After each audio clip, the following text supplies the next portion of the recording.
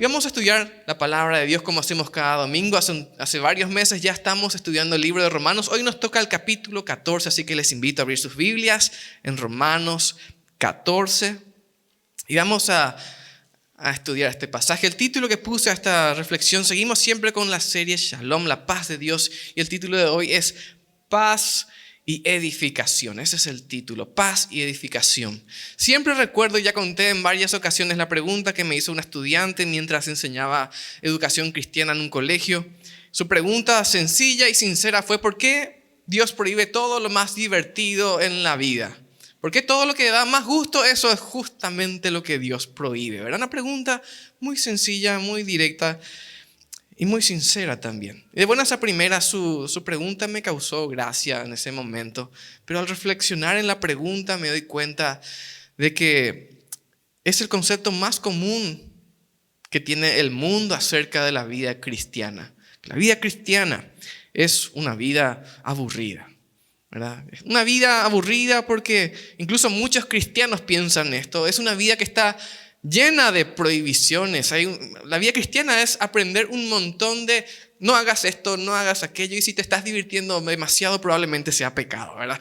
Tenés que dejar de hacer eso que demasiado te gusta hacer porque probablemente está mal. No estoy seguro, pero capaz está mal porque da gusto, ¿verdad? Pareciera que ese es el concepto que tienen muchos cristianos y la gente del mundo también. Ahí, en medio de ese pensamiento, aparece un grupo de cristianos un poco más liberales que comienzan a vivir su vida de forma un poco más atrevida, menos ortodoxa, podríamos decir, que los cristianos conservadores, ¿verdad? Que se van un poquito más hacia allá. Cristianos que toman bebidas alcohólicas, que frecuentan lugares donde hay música en vivo, bares, se hacen tatuajes, se visten de forma poco tradicional. Y podríamos hacer una muy larga lista de las cosas que muchos cristianos intentan incluir en la iglesia y que pareciera que deberíamos aceptar como normal en algún punto porque demasiada gente ya hace, ¿verdad? Y pareciera que llega un punto en que tenemos que analizar qué realmente entra en la iglesia y qué no. En medio de toda esta situación surge en la mente de los cristianos la pregunta sincera: ¿dónde está el límite de las cosas que puedo hacer y las cosas que no puedo hacer? ¿Cómo puedo yo afirmarme en las cosas que creo que son correctas y hacerlas? ¿O cómo puedo afirmarme en las cosas que yo creo que no son correctas y que no debería hacer y que nadie luego en la iglesia tal vez debería hacer? El capítulo que vamos a estudiar hoy nos responde esto de una manera muy clara, pero también decimos desde un principio de una manera clara, pero no legalista. Es decir, no nos presenta un conjunto de reglas de cosas aprobadas y un montón de cosas desaprobadas. Más bien vamos a encontrar principios que nos mueven, nos obligan a ejercitar esos músculos espirituales y tomar decisiones que no solamente nos afectan a nosotros, la forma en que yo vivo mi vida cristiana, sino que le afecta a quienes nos rodean también. ¿Por qué? Porque ellos, los que están a nuestro alrededor, nos ven, escuchan, muchos siguen nuestro ejemplo. Así que es muy importante asumir una postura bien clara en cuanto a esto. Vamos a leer Romanos 14, verso 1 en adelante. Dice así la palabra de Dios, Romanos 14, 1. Reciban al débil en la fe, pero no para contender sobre opiniones. Porque uno cree que puede comer de todo y el débil come solo verduras. El que come no menosprecie al que no come. Y el que no come, no juzgue al que come, porque Dios lo ha recibido. ¿Quién eres tú que juzgas al criado ajeno? Para su propio Señor está en pie o cae, pero será afirmado porque poderoso es el Señor para afirmarle. Mientras que uno hace diferencia entre día y día, otro juzga iguales todos los días. Cada uno esté convencido en su propia mente. El que hace caso del día, para el Señor lo hace. El que come, para el Señor come, porque da gracias a Dios. Y el que no come, para el Señor no come, y da gracias a Dios también. Porque ninguno de nosotros vive para sí, y ninguno muere para sí. Pues si vivimos, para el Señor vivimos. Y si morimos, para el Señor morimos. Así que, Sea que vivamos o que muramos, somos del Señor. Porque Cristo para esto murió y vivió, para que el Señor, para ser el Señor así de los muertos como de los que viven. Pero tú, hablándonos a nosotros, ¿por qué juzgas a tu hermano? O tú también, ¿por qué menosprecias a tu hermano? Pues todos compareceremos ante el tribunal de Dios, porque está escrito: vivo yo, dice el Señor, que ante mí se doblará toda rodilla y toda lengua confesará a Dios. De manera que cada uno de nosotros rendirá cuenta a Dios de sí mismo. Hasta ahí vamos a leer por ahora la palabra de Dios y vamos a extraer algunos principios de este pasaje que nos pueden ayudar a establecer de forma más clara, más concreta, qué cosas yo puedo hacer, qué cosas no debería hacer y por qué no debería ser tal o cual cosa. Lo mismo, por qué sí debería ser tal o cual cosa. Y nuestro primer punto es, y que encontramos en este pasaje, el maduro debe alentar el crecimiento del débil. Vamos a decir de vuelta, el maduro debe alentar el crecimiento del débil. De entrada en este pasaje encontramos dos conceptos que no nos gustan admitir dentro de la iglesia y que no nos gusta que nos cataloguen en uno de estos puntos. Pero la verdad que sí, está en la Biblia. Existen cristianos maduros y cristianos débiles en la fe. Sí, acá entre nosotros podemos hacer un vistazo rápido de quiénes estamos. Sí, estamos maduros y estamos débiles en la fe, todos en la misma iglesia. Y es de suma importancia que sepamos cada uno en particular en dónde estamos parados, en dónde estoy yo parado. Finalmente, al final de este mensaje vamos a llegar al desafío de responder esta pregunta: ¿soy un cristiano maduro o soy un cristiano débil en la fe? Ninguno de los dos es algo de lo cual avergonzarse ni enorgullecerse, así que vamos a ir avanzando paso a paso. Cada uno debemos preguntarnos en este preciso momento: ¿soy débil o maduro? Y aunque la respuesta a esta pregunta no siempre sea fácil de aceptar, porque el débil sencillamente no nota su debilidad y el maduro sabe que no es tan maduro como le gustaría, todos debemos tomar con seriedad esta respuesta para convertir esa respuesta en nuestro punto de partida para lo próximo que queremos alcanzar en el Señor. Debemos aceptar esta respuesta, por más que venga de nosotros, con total humildad. Así que nadie debe ofenderse, ni sentirse menos importante, ni valioso, ni nada, por darse cuenta de que es débil en la fe. Es más, va a ser un gran paso, una gran victoria que alguien en esta mañana diga: hoy me di cuenta que soy débil en la fe. ¿Por qué? Porque a partir de ahí puede comenzar a caminar. Pero si ni siquiera nos damos cuenta de eso o no queremos aceptar eso, vamos a quedarnos ahí para siempre. De la misma manera, el maduro no debe enorgullecerse en su madurez. ¿Por qué? Porque todo al final viene del Señor. Y si alcanzamos algo, si logramos algo, es por su gracia y no es por nuestro esfuerzo ni nuestros méritos. ¿Cómo es un cristiano débil en la fe? Aquí comenzamos a caminar sobre un terreno un poco peligroso. Peligroso por lo sensible del asunto, porque al final estamos hablando de nuestra vida cristiana. Sensible por lo sensibles que somos nosotros como personas. Pero no es un terreno peligroso para la Biblia, porque la Biblia habla con certeza acerca de esto. Describe claramente cómo es un cristiano débil en la fe. Es más, la Biblia habla mucho acerca del cuidado que requieren los que son nuevos en la fe. Así que nadie debe sentirse ofendido en esta mañana. Vamos a mencionar las características del cristiano débil. Y vamos a ver si alguna nos queda. Como dicen, bueno, si el saco te queda, es tuyo. Así que vamos a analizarnos con humildad en esta mañana. Primera característica que encontramos en este pasaje de un cristiano débil en la fe. Es un cristiano al que le gusta juzgar a los demás. Repito, es un cristiano al que le gusta juzgar a los demás. Y creo que en realidad muchos entramos en este equipo. Nuestro pasaje siempre en Romanos 14, desde el verso 2, dice: uno cree que puede comer de todo y el débil dice que no, solo puede comer verduras. El que come no menosprecia al que no come, y el que no come no juzga al que come, porque Dios lo ha recibido. ¿Y quién eres tú?, dice la Biblia. ¿Quién eres tú para juzgar al criado ajeno? Para su propio Señor está en pie o cae, pero Dios es fiel y Él le sostiene. Tenemos aquí una doble descripción y un doble mandato en la palabra de Dios. El maduro no debe menospreciar al inmaduro porque es inmaduro. El débil no debe juzgar al que se considera libre para hacer lo que hace.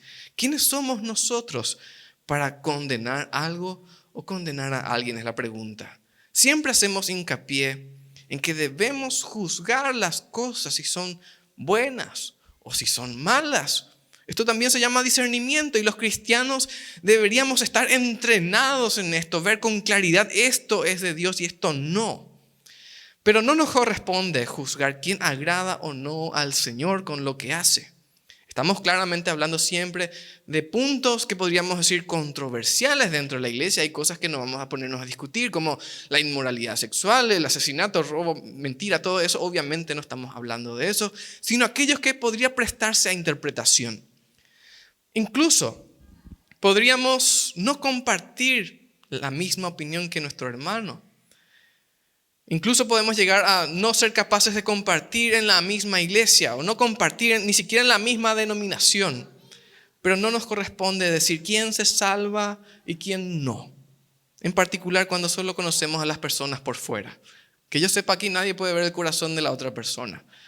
Cada uno sabe y el Señor sabe. ¿A quién no podemos engañar? Es al Señor.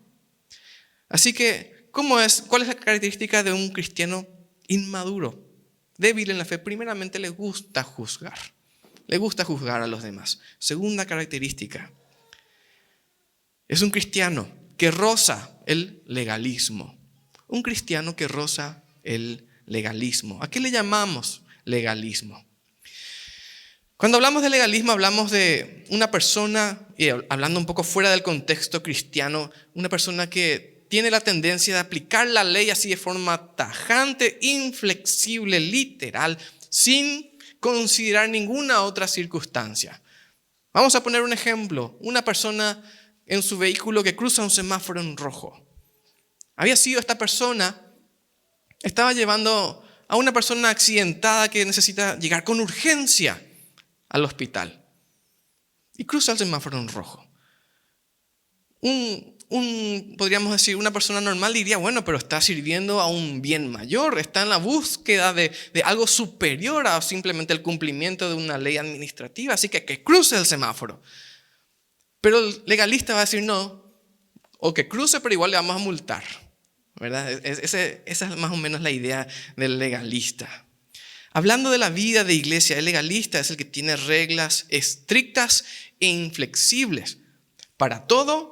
Y su parte favorita, para todos, ¿verdad? No es solamente suya, todos tienen que cumplir las reglas que yo tengo. El legalismo puede llegar tan lejos al punto de definir de manera tajante y sin discusión la forma en que nos vestimos, la forma en que comemos, las cosas en las que trabajamos, las cosas en las que gastamos nuestro dinero y muchas cosas más. Ahora, el cristiano débil en la fe suele tener esta tendencia, pero tiene sus razones. Tiene razones para tener esta actitud. Algunos de ellos, por ejemplo, que se acaba de convertir, acaba de llegar a la iglesia, es nuevito en la fe. Acaba de salir de un mundo de perdición, de corrupción, de inmoralidad, de pecado, de todo lo que nos imaginemos. Obviamente esa persona relaciona muchas de las cosas que algunos cristianos quieren considerar normales como pertenecientes a su vida pasada. Como cierto tipo de música, cierto tipo de bebidas, ciertos lugares.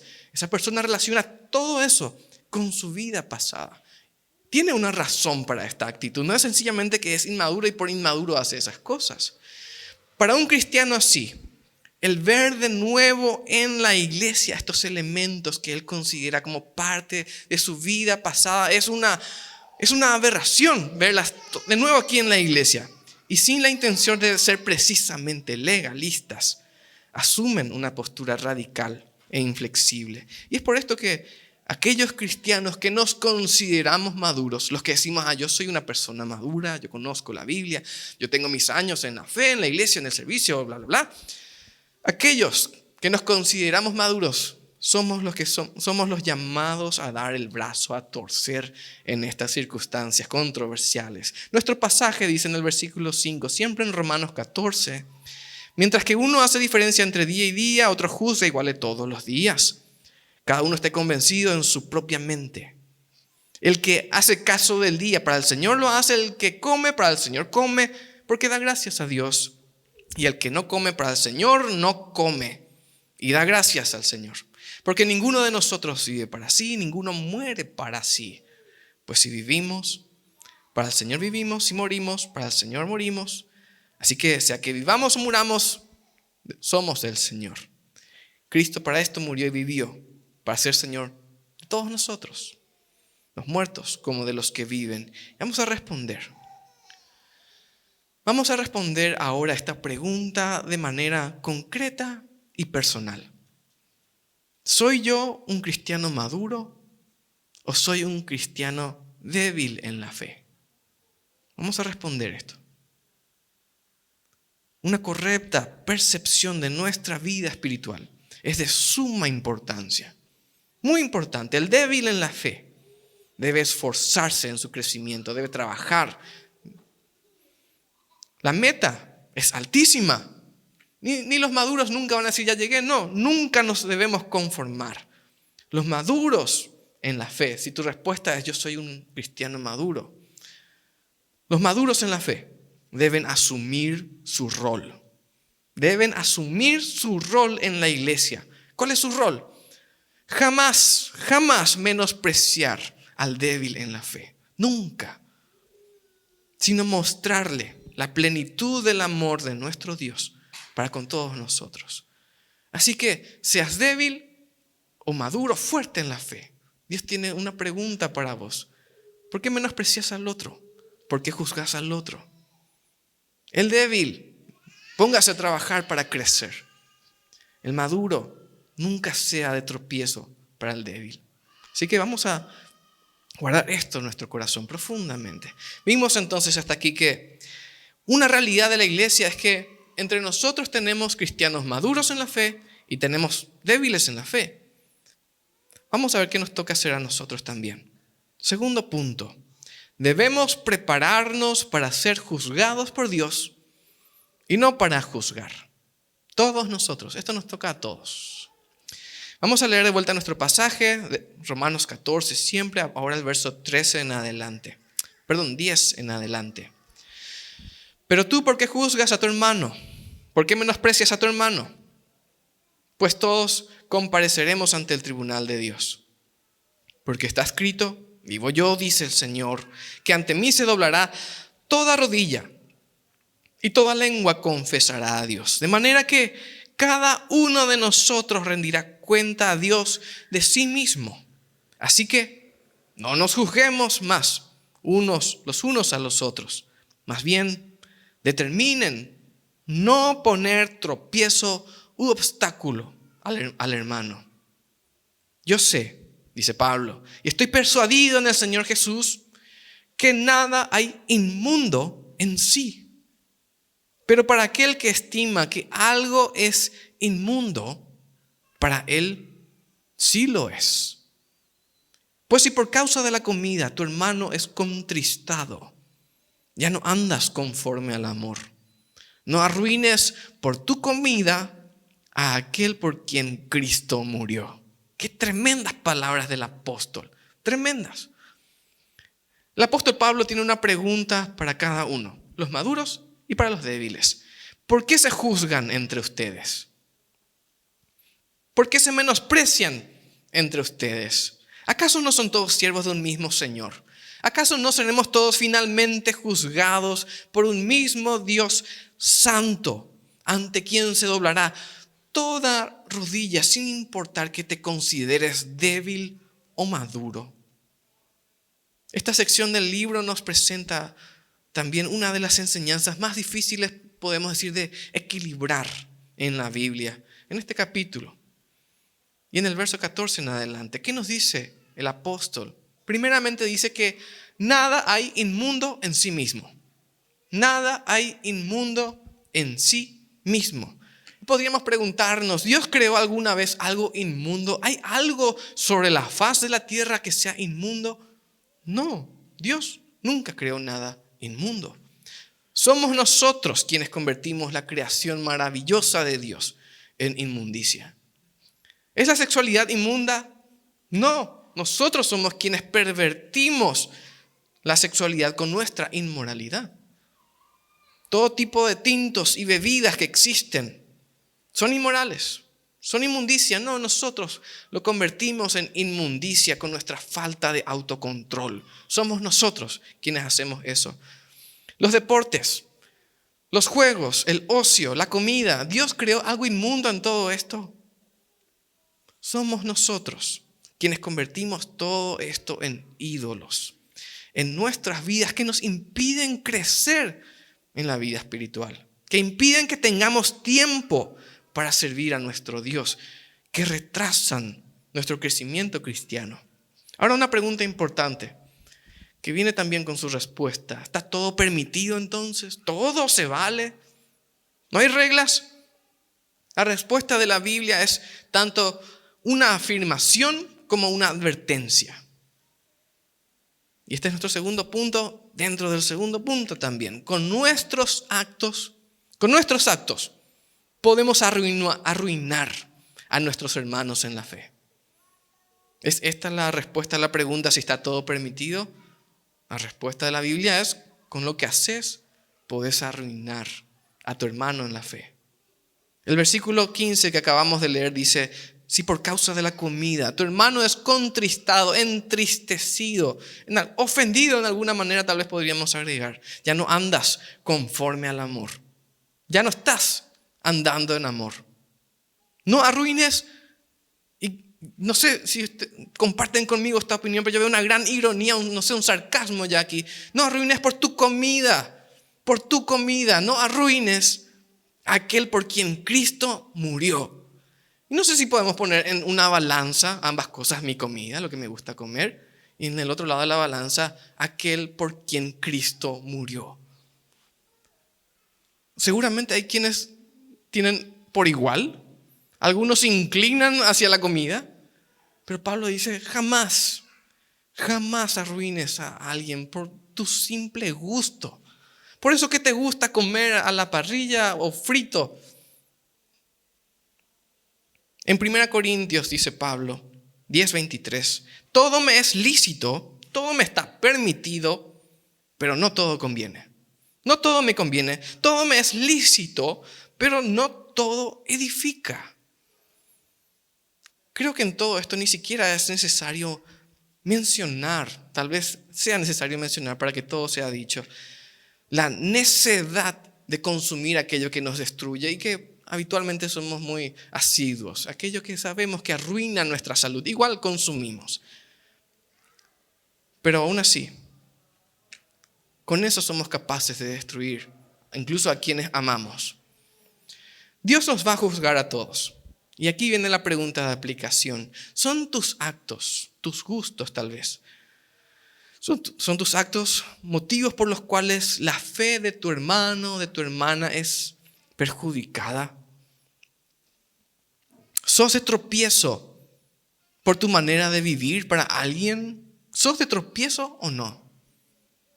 ¿Es tu manera de vestir un tropezadero para los demás, seas hombre o seas mujer? La forma en que te vestís, incluso en la iglesia. ¿Son tus hábitos alimenticios y las bebidas que consumís tropezadero para los más débiles? Pensando incluso que en nuestras casas tenemos niños, adolescentes, que están buscando definir sus vidas, sus principios, sus valores. Eso que comes, tomás, escuchás, todo eso. ¿Está arruinando la fe de los más pequeños? El Señor Jesús dijo tremendas palabras muy fuertes acerca de eso. Él dijo en Marcos 9, cualquiera que haga tropezar a uno de estos pequeñitos, refiriéndose a los niños, pero podemos aplicarlo también a los nuevos en la fe. Cualquiera que haga tropezar a uno de estos pequeñitos que creen en mí, mejor le fuera si se le atase, dice él, una piedra de molino al cuello y que se la arroje en el mar. Así de profundo siente el Señor Jesús cuando somos tropezadero para los demás. Qué palabras fuertes. Sin embargo, muchos de nosotros estamos abiertos, tal vez, a darnos ciertos gustos, porque sencillamente nos place. Vimos entonces, en primer lugar, que entre nosotros hay maduros y hay débiles. Entre nosotros, incluso entre los no cristianos, hay gente que tiene interés en acercarse al Señor, pero por nuestra vida se aleja nuevamente, porque no ve nada distinto en nosotros. Vamos al último punto, el mandato final. Edifica, edifica, edifica, diríamos normalmente. Vamos a leer nuevamente nuestro pasaje, Romanos 14, ahora desde el verso 17. Porque el reino de Dios no es comida ni bebida, sino justicia, paz y gozo en el Espíritu Santo. Porque el que en esto sirve a Cristo agrada a Dios y es aprobado por los hombres. Así que sigamos lo que contribuye a la paz y a la mutua edificación. No destruyas la obra de Dios por causa, otra vez, de la comida. A la verdad, todas las cosas son limpias, hablando siempre de la comida y ampliando lo demás. Pero es malo que un hombre cause tropiezo por su comida. Bueno es no comer carne, ni beber vino, ni hacer nada en que tropiece tu hermano. Ni hacer nada, dice el apóstol, en que tropiece tu hermano. La fe que tú tienes, que te consideras maduro, tenla para contigo mismo delante de Dios. Y dichoso el que no se condena a sí mismo con lo que aprueba. Pero el que duda al respecto, el que duda, es condenado si come, porque no lo hace con fe. Pues todo lo que no proviene de fe es pecado. Desde el principio del mensaje hablamos acerca del peligro del legalismo. Y que la Biblia nos guía con amor, nos guía con sabiduría, sin necesariamente la imposición de un sinnúmero de reglas. Más bien nos presenta aquí los principios que debemos seguir. Incluso podríamos pensar muchos de nosotros, ¿no sería más fácil tener una lista de cosas aprobadas, desaprobadas? Una lista de lugares aprobados, desaprobados, de estilos de música aprobados y desaprobados, marcas aprobadas y desaprobadas. ¿No sería más fácil? La sabiduría del Señor es mucho más profunda que eso, pero requiere que ejercitemos los músculos espirituales. Vamos a ver estos principios. Primeramente, y en el verso 1 que todavía no mencionamos, no discutamos por opiniones. Buscando la paz y edificación, no discutamos por opiniones.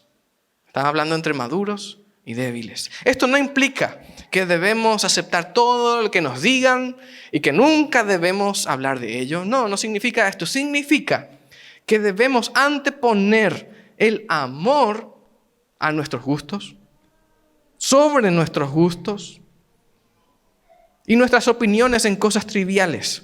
Nunca deberían producir una ruptura dentro de la iglesia. Nunca, jamás. Tus gustos acerca de lo que sea. Segundo principio. El primero fue no discutir por opiniones. Segundo, debemos seguir lo que contribuye a la paz y a la mutua edificación. Si algo no edifica, si algo no es eterno, si algo es un gusto pasajero, si algo es una moda, una cuestión de gustos, si algo no es indispensable, deberíamos encendernos en ira y en desaprobación hacia los demás, unos con otros. No, debemos acaso entablar discusiones sin fin sobre el mismo tema o apegarnos a las cosas como si nuestra vida o salvación dependiera de ello. No, más importante, apegarnos al amor, la paz, la edificación de la iglesia. Mucho más importante. Ahora, alguien podría estar diciendo, y va a tener razón también, que hay gente, y podrían decir, yo conozco cristianos que hacen cosas controversiales, pero no por maduros, sino por inmaduros, ¿verdad? Exactamente lo contrario. Yo sé que por inmaduro hace estas cosas. La Biblia los describe como los cristianos carnales. Y eso es también algo muy común en la iglesia. La realidad es que no tenemos acceso al corazón de las personas. Yo puedo ver por fuera, no puedo ver por dentro. Yo no puedo saber por qué hace o no hace algo, si lo hace en fe o no. Yo no puedo ver, no puedo saber. Dios es quien juzga y no nosotros.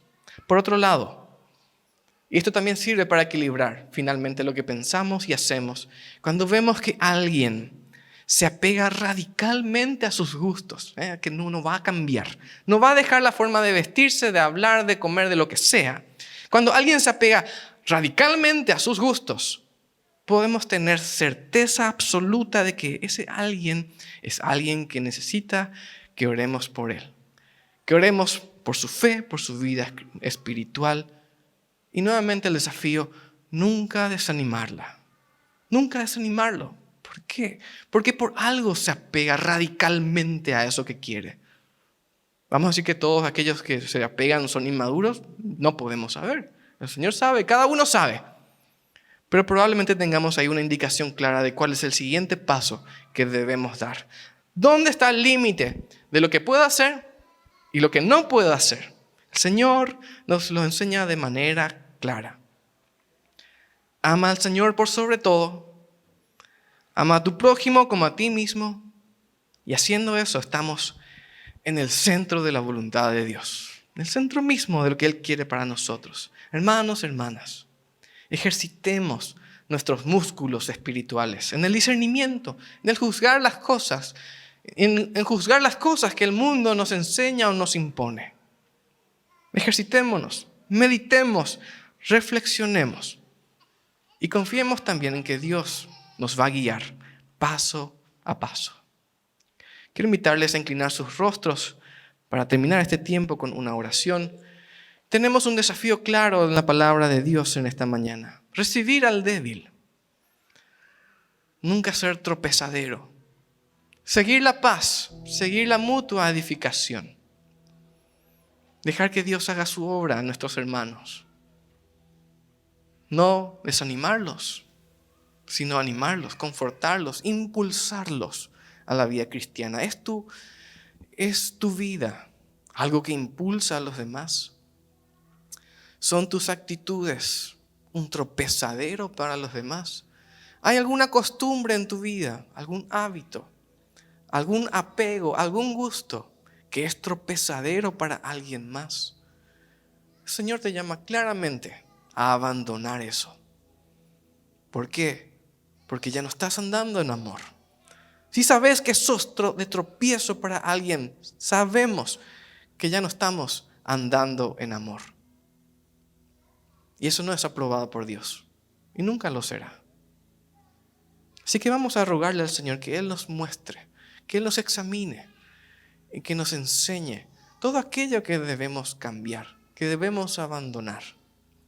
Si tal vez alguien está escuchando el mensaje de la palabra de Dios en esta mañana por primera vez, queremos decirle que el amor de Dios y su misericordia, su perdón, están disponibles para cada uno de nosotros. Pero debemos arrepentirnos de nuestra vida pecaminosa. Debemos confesarnos como pecadores. Decirle al Señor que queremos entregarnos a Él para que sea nuestro Dios y nuestro Salvador.